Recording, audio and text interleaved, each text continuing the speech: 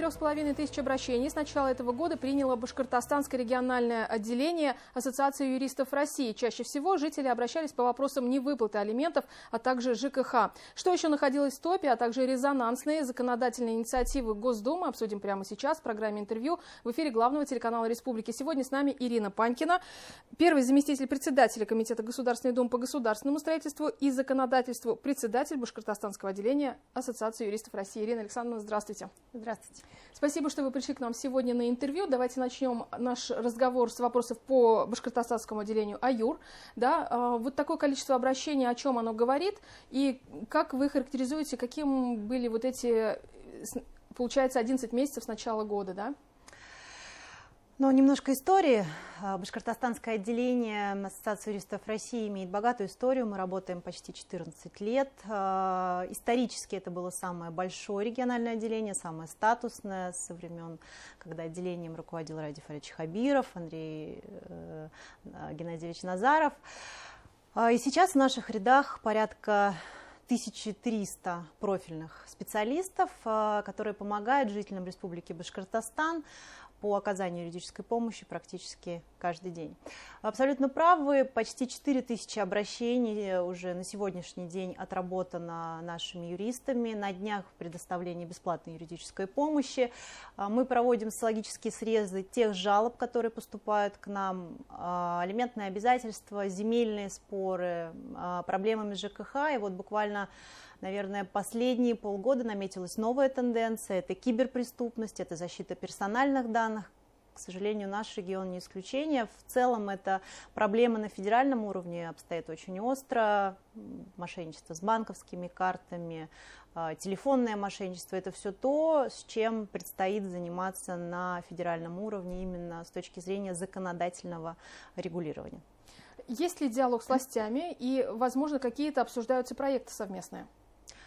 Очень важно получать обратную связь от населения, понимать те тонкие вопросы и те проблемные точки, да, над которыми предстоит думать. Но киберпреступность, чем она сложна? Это те отношения, которые в сети. Это те отношения, которые уже оцифрованы. Поэтому сам предмет доказывания, само расследование представляет особые сложности для законодателя. Как закрепить, как внедрить то цифровое доказательство, которое следователю поможет найти преступника. Ты совершаешь преступление в сети, ты уходишь, исчезает и сам след преступления. Поэтому это вот те моменты, над которыми мы сейчас думаем, есть определенные мысли, есть определенные шаги по решению этой большой проблемы. Прежде всего, наверное, с точки зрения установления принципа общей превенции, то есть упредительно, да, установить то, что потенциального преступника отпугнет от совершения преступного деяния. Ирина Александровна, я знаю, что вы оценили широкие возможности Центра управления Республики Башкортостан, да, и даже обсуждаете сейчас совместную линию между АЮР и ЦУР. Возможно, это как-то будет еще в ином формате. Вот на какой стадии сейчас эта идея и как она возникла? Скажу, что Центр управления Республикой один из наиболее прогрессивных и оцифрованных, в принципе, в нашей стране. Те жалобы, с которыми обращаются жители республики, в очень оперативном и качественном формате отрабатываются специалистами. Это большой пул колл-центра, который работает на платформе ЦУРа. Мы все ругали 2020 год. 2021 оказался ничуть не проще, и уроки пандемии научили нас тому, что нам необходимо переходить в плоскость оперативного реагирования, искать другие способы решения наших проблем, в том числе и предоставления бесплатной юридической помощи. Поэтому возникла идея единого колл-центра Ассоциации юристов России, нашего отделения, когда звонки будут приниматься в онлайн-формате и обращаться смогут жители из самых отдаленных уголков нашей республики, несмотря на то, что у нас сейчас уже работает 51 отделение по всей республике, практически все отдаленные уголки охвачены нашим башкортостанским отделением, но тем не менее проблема оперативности, она до сих пор актуальна. Поэтому мы рассматриваем с правительством республики рассмотрели самые разные варианты. Либо же это будет в партнерстве с ЦУРом, либо же это будет единый колл-центр на площадке Ассоциации юристов. Но одним словом хочется заверить, что ситуация по оперативному регулированию решения юридических жалоб жителей нашей республики будет решена в самое ближайшее время. Ирина Александровна, давайте перейдем с регионального уровня на федеральный. Уже началась осенняя сессия Госдумы. Да? Какие законопроекты отметили бы вы, что резонансно на данный момент в конце этого года? Да, осенняя сессия была короткой, она продолжается, собственно, да, но Госдума уже плодотворно поработала. Да. Прежде всего, это, конечно, бюджет страны на ближайшие 3 года, где заложены наиболее социально значимые, чувствительные вопросы. Бюджет сформирован с профицитом. Это значит, что та народная программа, с которой мы выходили на выборы, те социальные обязательства, которые мы взяли перед людьми, они будут выполнены. Это, собственно, самое главное. Это капитальный ремонт школ, это горячие обеды школьникам, это доплаты классным руководителям, триллионы на здравоохранение. Да, это о многом говорит, что в ближайшие 3 года данное обязательство, которое государство взяло на себе, будет исполнено. Что из наиболее резонансного? Ну вот, возвращаясь уже к топу жалоб наших жителей, да, на что жалуются, на что законодатель уже реагирует. Алиментные обязательства. 156 миллиардов невыплат алиментных обязательств по стране. Всего лишь 19 миллиардов взыскано. Это официальная статистика генерального прокурора. Законодатель пошел вот таким путем. Уже в первом чтении принят законопроект, который гласит о том, что частичная невыплата алиментов будет приравниваться к полной. То есть вот этой лазейки, так скажем, которая была раньше, ее уже не будет.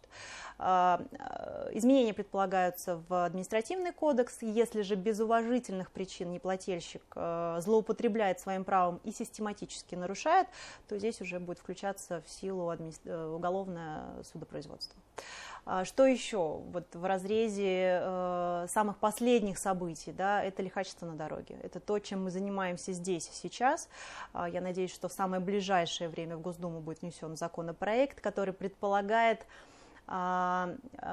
установление ответственности лихачам на дорогах. Здесь и систематическое нарушение правил ПДД, и опасное вождение, и тот опасный вредоносный контент, который выкладывается после вот таких, так скажем, хулиганских действий на дорогах. Этому мы надеемся положить конец. Еще у нас остается буквально 4-5 минут, но много вопросов остается. Форум юристов, который состоится в Уфе 10 декабря, но ему предшествовать будет 9 декабря антикоррупционный диктант. На что направлен он, да? Кто будет в нем участвовать? И форум, конечно же, какие темы планируете поднять? Да, очень большое мероприятие грядет. Уфа встретит ведущих юристов нашей страны, ведущих политиков: Павел Владимирович Крашенинников, Владимир Груздев, Виктор Блажеев. Это те люди, которые занимаются правом профессионально уже много лет. Мы планируем провести 7-й юридический общероссийский форум, который будет посвящен актуальной злободневной теме трансформации правовой системы в условиях современных вызовов. Здесь и оцифровка всей той сферы общественных отношений, и, конечно, пандемия, тот форс-мажор, который накрыл все человечество. Абсолютно правы, 9 числа предварять форум, а это день общероссийский борьбы с коррупцией. Мы планируем открыть его антикоррупционным диктантом для госслужащих республики. На платформе ЦУР пройдет в офлайн формате, и планируем подключить все муниципальные районы для того, чтобы проверить грамотность в этой сфере, которая сейчас, в общем-то, и всегда, наверное, имела особую актуальность. Скажите, пожалуйста, вот у вас картина все равно по всей стране есть, да? У нас каждый год АЮР проводит такие большие мероприятия, которые касаются вопросов правоведения. Можно ли сказать, что Уфа и Башкортостан в целом это лидеры в этой области? Да, Да, безусловно, по нашей линии направление антикоррупционного просвещения стратегируется нами особенно. Здесь мы берем младшее звено, это лекции со студентами, которые мы уже, собственно, провели этой осенью. Это было дважды. Сам разработчик приезжал из Москвы, проводил эти лекции. Кстати говоря, результат вполне себе достойный. Ну и сейчас тот опыт, который мы будем проводить с государственными служащими, он, конечно, заслуживает большого уважения.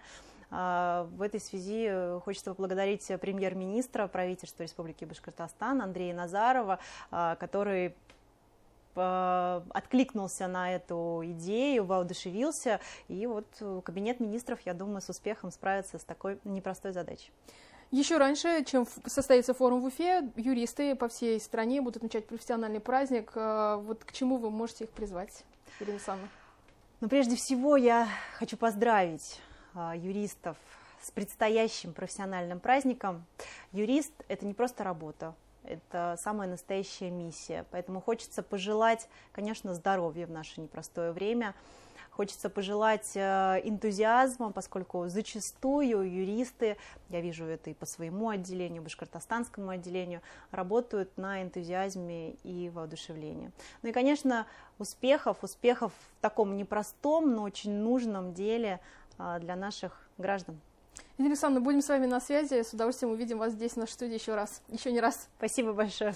Спасибо. Сегодня гостем программы «Интервью» в эфире главного телеканала Республики была Ирина Панькина, первый заместитель председателя Комитета Госдумы по государственному строительству и законодательству, а также председатель Башкортостанского отделения Ассоциации юристов России. Не переключайтесь, оставайтесь вместе с нами.